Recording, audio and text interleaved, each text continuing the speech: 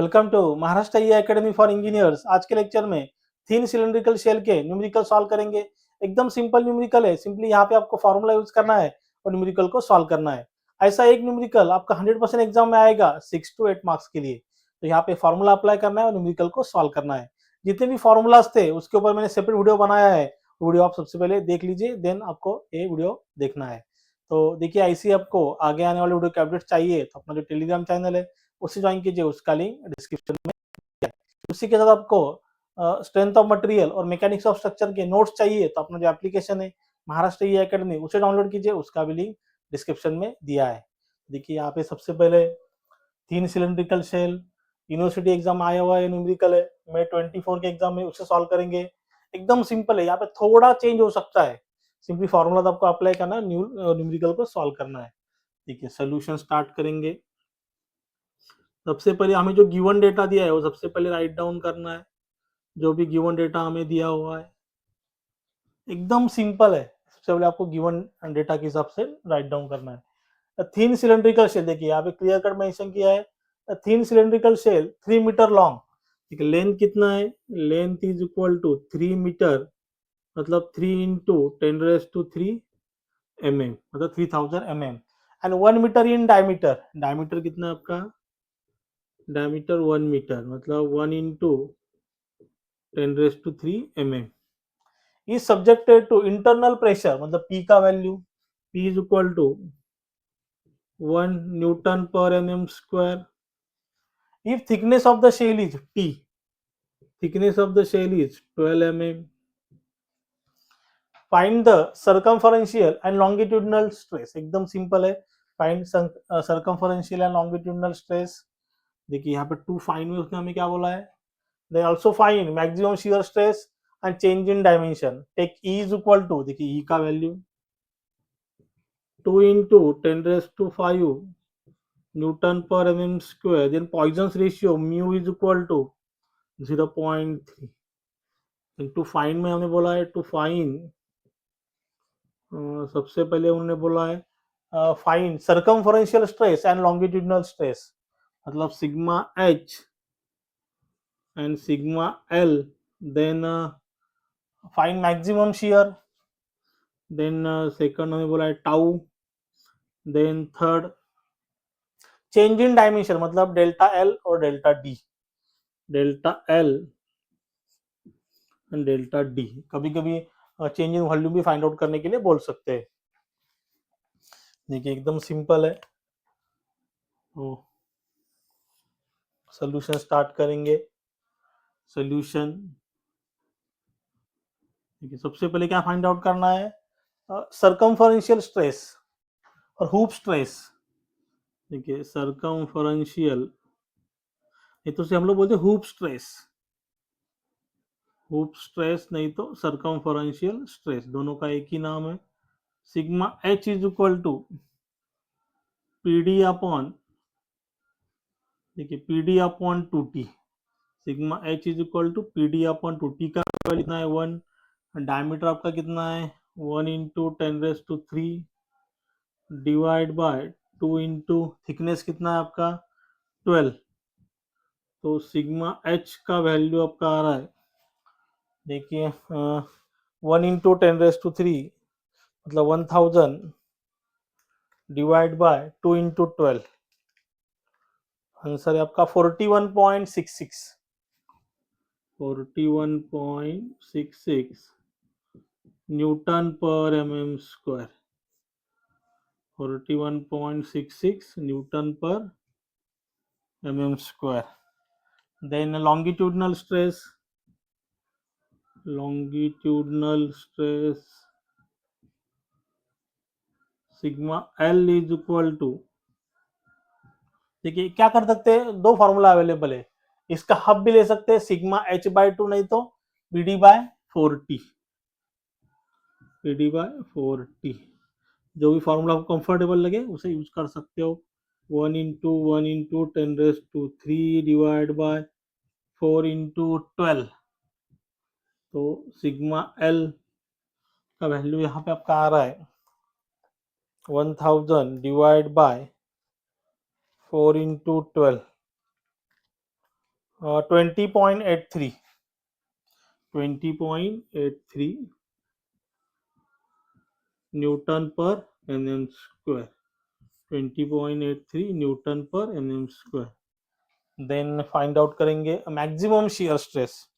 एकदम सिंपल है, सिंपली आपको फॉर्मूले अप्लाई करते हुए जाना है। देखिए जो आपके जितने भी जितना भी सिलेबस है सबसे इजी टॉपिक है। Then maximum shear stress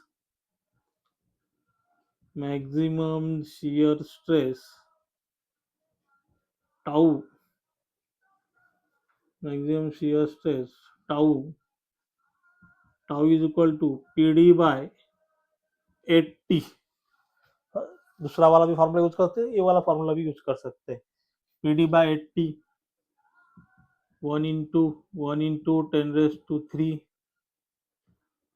1 into 10 raised to 3 divide by 8 into 12। यहाँ पे आपका टाउ का आंसर है 1000 डिवाइड बाय 8 into 12 10.41 मतलब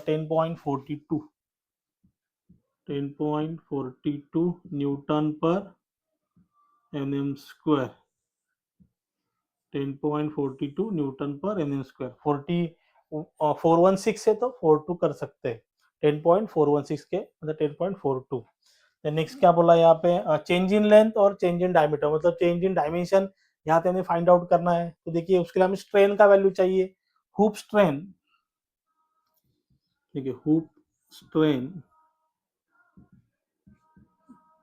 EH, देखिए EH का आपका जो फॉर्मूला है यहाँ पे 1/E EH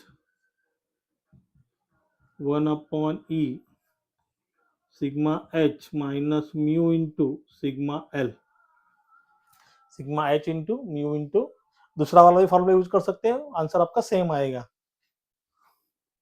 देखिए जितने भी फॉर्मूलाज है ऑलरेडी इंट्रोडक्शन लेक्चर में वहां पे एक्सप्लेन किए। अब कैसे भी फाइंड आउट करो आंसर आपका सेम ही आने वाला है। ये 1/E का वैल्यू यहाँ पे कितना है 2 into 10⁵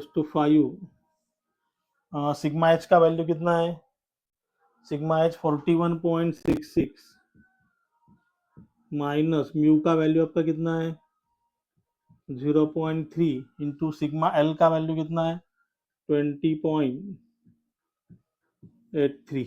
तो देखिए यहाँ पे EH का वैल्यू आ रहा है EH का value 41.66 minus 0.3 into 20.83 divide by 2 into 10⁵। देखिए यहाँ पे आंसर आ रहा है 1.77 इंटू 10⁻³ आपका आ रहा है हुप स्ट्रेन नहीं तो सर्कमफरेंशियल स्ट्रेन। किसके रिलेटेड है देखिए EH मतलब change in diameter upon original diameter कितना है 1.77 इंटू 10⁻³ चेंज इन डायमीटर यहाँ पे आपको फाइंड आउट करना है। डायमीटर का वैल्यू कितना है 1 इंटू 10⁻³। तो यहाँ पे आपका चेंज इन डायमीटर का आंसर आ रहा है 1000 से मल्टीप्लाई करेंगे आंसर आ रहा है 0.177 mm हो गया आपका स्ट्रेन हुप स्ट्रेन और सर्कमफरेंशियल स्ट्रेन मतलब change in diameter upon original diameter. Then length find out करेंगे चेंज इन लेंथ एकदम सिंपल है। देखिए लॉन्गिट्यूडनल स्ट्रेन